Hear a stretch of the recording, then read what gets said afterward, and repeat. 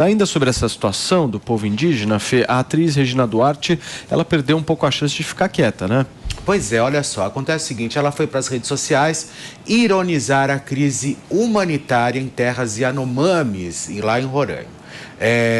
E olha só, gente, é uma coisa absurda. Eu acho que ela, quando eu acho que vem no peso de uma Regina Duarte, né, que foi secretária de Cultura do antigo governo, postou uma foto de uma ilustração de uma criança sem camisa com a seguinte legenda: a infância desamparada dos Yanomamis, uma gente criada à base de mandioca, feijão, verduras e peixes. Obviamente, ela foi criticada pelos artistas, ou seja, eu não consegui entender qual foi a comparação que a Regina Duarte quis fazer com essa questão. Até porque nós sabemos, né, que ela sempre lutou aí por tantas causas, e eu acho que realmente ela perdeu o direito de ficar calada, porque numa situação tão aguda quanto essa, que nós vimos, né, todas as imagens que não só rodaram o Brasil, como agora começaram a rodar o mundo, ela simplesmente vem e faz uma crítica como essa. O Fê, acho que ela tentou jogar um pouco de política na história, né? Mas eu acho que a discussão... acho que não cabe. Exato, eu acho que essa é a discussão. Cabe política numa discussão dessa, com a situação em que a gente está vendo?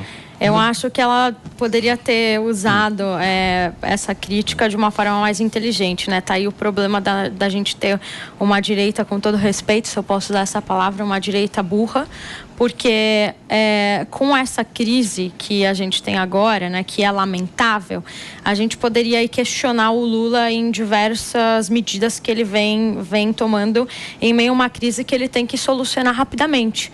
Então, enquanto essa crise estava acontecendo, as fotos estavam sendo divulgadas, ele estava lá na Argentina abraçando o ditador e prometendo dinheiro via BNDES, né? Enquanto isso, ele estava lá abraçando, enfim, um chanceler alemão, né? E lembrando que a Alemanha ela voltou a queimar carvão por conta da guerra da Ucrânia, falando que eles vão destinar dinheiro para que a gente preserve a floresta amazônica. Então, enfim, a gente deveria usar todas essas coisas aí que o Lula ele vem fazendo de uma forma errada para poder combater a fome que, enfim, essa tribo vem enfrentando.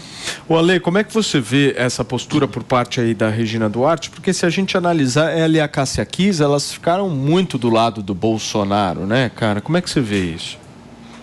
Olha, pessoalmente, eu acho uma tristeza, né, que ela foi já uma nulidade como secretária de Cultura, ela deu declarações absurdas. Teve uma famosa entrevista que ela deu, que ela até cantou musiquinha quando veio o assunto da ditadura. Todo mundo tem direito de ter sua própria opinião, mas também todo mundo tem que entender que cada ação tem uma reação que você não controla, entendeu? Então, nós aqui, por exemplo, nós estamos no debate público, nós estamos nos expondo e dando nossas ideias. Com liberdade? Com toda liberdade. Agora, eu não controlo o que as pessoas vão interpretar do que a gente fala aqui. Então, a gente tem que conviver. Se a gente tem uma opinião pública, se a gente bota para jogo o que a gente pensa, vai ter gente concordando, vai ter gente discordando. Então, a Regina Duarte, ela continua se expondo muito. A própria filha dela, a Gabriela Duarte, também deu declarações sobre se afastando das posições da mãe. Mas eu acho uma pena, ela não precisava, nessa fase da vida, esse tipo de exposição. Acho que não é nada positivo para ela, para a memória dela, para o legado que ela vai deixar.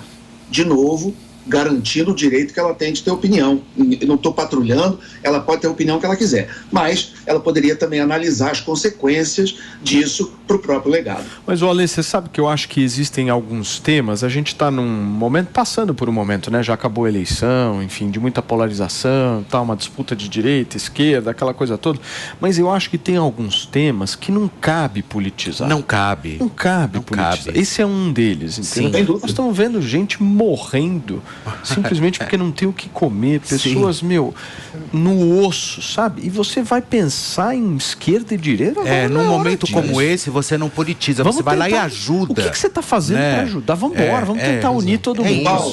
É uma coisa muito louca, só quero fazer só rapidinho um adendo nessa história.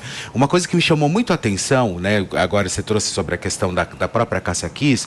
A Cássia Kiss, ela foi recontratada com tudo que ela fez, ela foi recontratada pela Rede Globo de televisão com o triplo do salário por 5 anos, né? Então, ou seja, por que o mesmo também não aconteceu com a Regina Duarte? Sabe? Eu acho que às vezes ela enfia a mão, aí ela não sabe fazer a polêmica, porque a Cássia Kiss, ela foi o quê? Ela foi defender os direitos dela, e ela, obviamente, que ela se colocava diante de todo esse patamar político, mas ela fez o barulho dela, acabou, ok, vida que segue, entendeu? E assim, e eu acho que você passar, às vezes, eu acho que a pior coisa para um profissional é você passar anos num lugar e depois você não ser lembrado pelo que você fez. Você pediu, Holliday, por favor? Não, só para dizer o seguinte, realmente a politização, a partidarização desse caso dos Yanomamis, eu acho muito triste porque as pessoas estão lá, estão passando fome e precisam desse atendimento urgente. Mas a partidarização está vindo muitas vezes do próprio governo federal, nessa insistência de chamar mais atenção para a culpabilização do governo Bolsonaro do que propriamente resolver o problema. Veja, no governo Bolsonaro, esse problema existia? Existia. A ministra Damares, inclusive, disse que já tinha desenvolvido o Plano Nacional de Enfrentamento ali da fome entre as crianças e teve uma dificuldade em implantar esse plano por conta da pandemia. Mas nós tivemos também, no governo Lula, em 2006, uma CPI para tratar justamente da desnutrição em terras indígenas, e justamente ali na região de Roraima, que curiosamente faz fronteira com a Venezuela, que enfrenta também uma crise humanitária já há muito tempo. Ou seja, é um problema que vem há vários governos. E o governador de Roraima diz que isso daí acontece há pelo menos 20 anos e que uma das soluções que tem sido encontradas, mas que é lenta, demora para encontrar resultados, é a aculturação dos indígenas. Isso é, fazer com que eles se adequem, de certa forma, dentro do possível e dentro da sua cultura, digamos, a cultura dos brancos, por assim dizer, entre aspas, para que eles tenham mais acesso à educação, mais acesso ao saneamento básico, mais acesso à comida, enfrentem menos dificuldades nesse sentido. E ele tem tido um certo sucesso em Roraima nesse sentido, levando escolas a essa população indígena. E onde o Estado consegue chegar nessas terras, esses problemas vão diminuindo, mas, evidentemente, que isso não acontece do dia para a noite. E aí, Manu?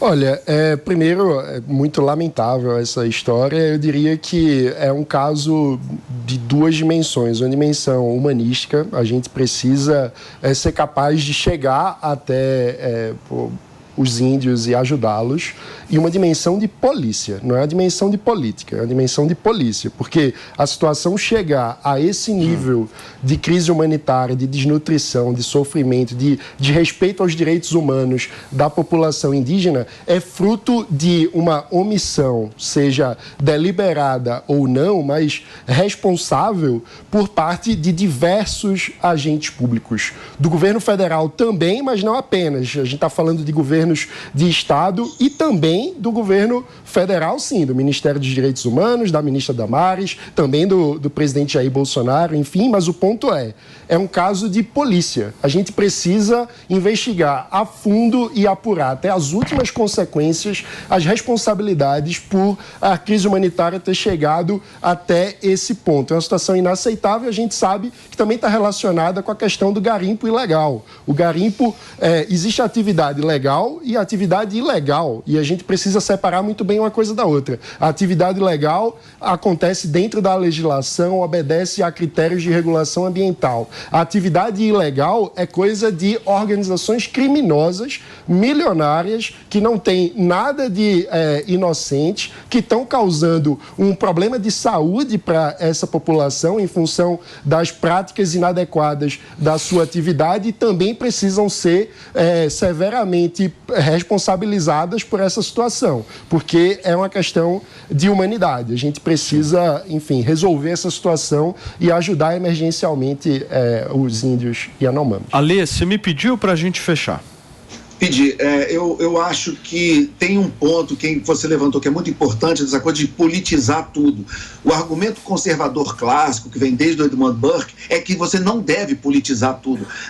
Ele inclusive tinha o conceito de primeira e segunda natureza. A nossa primeira natureza é aquela da nossa sensibilidade.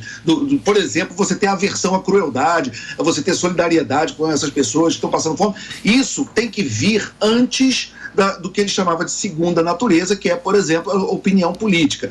E isso se contrapõe de uma maneira diametralmente oposta à ideia marxista que tudo é política, que tudo é economia. Quer dizer, as relações econômicas é que separam as pessoas em classes, burgueses, proletários, enfim. E a partir daí, toda opinião que você der tem que ser vista a partir da lente política. Você dá uma opinião, o Marx quer saber, mas vem cá, mas você é burguês ou você é proletário?